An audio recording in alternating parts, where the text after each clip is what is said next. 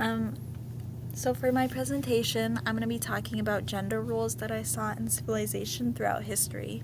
Gender roles have played a crucial role in organizing human societies throughout history. Men and women worked together to ensure survival of their communities, which I saw mainly throughout the early humans.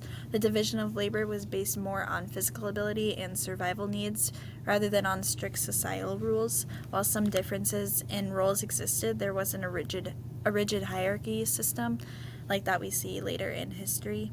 These early societies likely valued cooperation between genders where both men and women contributed to the well-being of the group.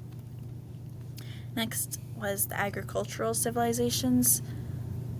Societies became more structured and gender roles became a lot more rigid, and I saw that mainly in the example of the Code of Hammurabi in Mesopotamia. The Code of Hammurabi was one of the very first legal systems that codified gender roles and established clear distinctions between the rights and duties of men and women. Women were often seen as property, and their primary role was childbearing and managing household. Similarly, in ancient Egypt, while some women could hold power, their roles were still heavily centered around family and reproduction. Societies became more patriarchal, and men typically held the power both in the family and the public sphere. As we move into the classical period, though, we see more formalized gender roles in both Greek and Roman societies. In the Roman Empire, the paterfamilias system was central to family life, where the male was the head of the household. Women in Roman societies were expected to maintain the household, but their roles in public life were limited. The situation was similar in ancient Greece, where women were often confined to the home, especially in Athens. However, though, in Sparta, they had more rights, including the ability to own property and participate in public life, which was an exception to the general trend in Greece. In the Byzantine Empire, which succeeded Rome, patriarchal norms were reinforced and women's roles were even further restricted in many ways. Not all societies, though, followed this type of patriarchal system. In Southeast Asia, for example, women enjoyed more social and economic freedoms compared to the other regions. For example, I saw this mainly with the Trung sisters of Vietnam, which was in the 1st century. They led a revolt against Chinese rule, which showed the theme that women could take leadership roles and challenge male-dominated systems. In some Southeast Asian kingdoms, women could inherit property, run businesses, and have a significant influence on political life. Next is the Middle Ages. The Middle Ages saw the consolidation of patriarchal systems across Europe, where women were largely confined to the home and had limited legal rights. In medieval Europe, social and religious norms relegated women to roles as wives and mothers. However, there were important exceptions. While Christian doctrine emphasized spiritual equality between men and women, social systems still subordinated women in many ways. Women were often seen as morally weaker and more in need of male protection, a belief that shaped medieval social and legal structures.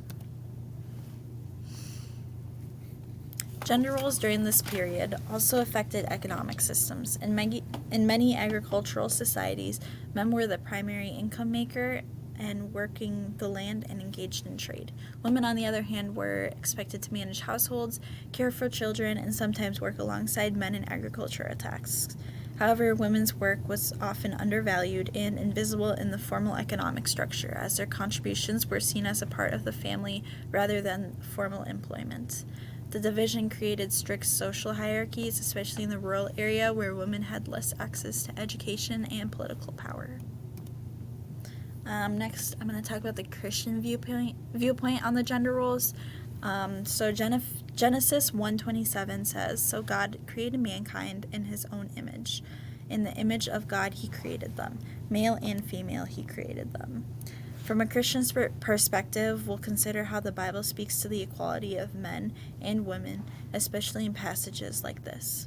The evolution of gender roles reflects not only the changing needs of societies, but also the spiritual truths found in the Bible. Gender equality, as taught in the scripture, calls us to critically examine historical inequalities and advocate for a more just and equitable world. My reflection was on that gender roles were a driving force in shaping legal and economic and social systems. Despite patriarchal dominance, certain women were able to break barriers and influence change. And then my three main big ideas to this. From the earliest human societies to 1500, gender roles have shaped civilizations. By examining these responsibilities from a historical and Christian perspective, historical injustices can be reconciled with biblical truth, and consideration of the ways in which gender roles have changed and still influence modern society. Thank you.